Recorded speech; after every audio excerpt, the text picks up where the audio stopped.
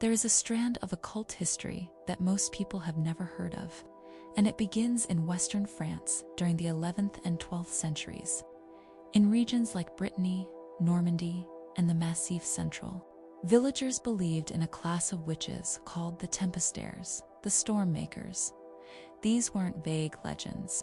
They appear in clerical records, in rural testimonies, and even in legal documents from the 1100s onward. People genuinely feared that certain men and women could summon storms, redirect hail, or collapse a harvest with a single breath.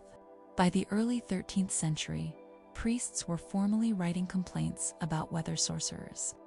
Chroniclers described farmers begging Tempestaires to calm the skies, or accusing them when lightning struck the wrong field. Some testimonies claimed these witches could hold the clouds hostage until a payment was made. And this is where the storm bells enter the story. Beginning around the 12th century, churches in storm-prone regions began ringing a specific set of bells called the cloches tempestaires. These bells were not ordinary. They were forged in ceremonies, blessed to drive away sorcery, and rung only during sudden violent storms. The bells weren't meant to warn the people. They were meant to challenge the witch controlling the weather. The ringing was a public declaration that the village believed a Tempestaire was behind the storm. But here is the part that makes the historians nervous.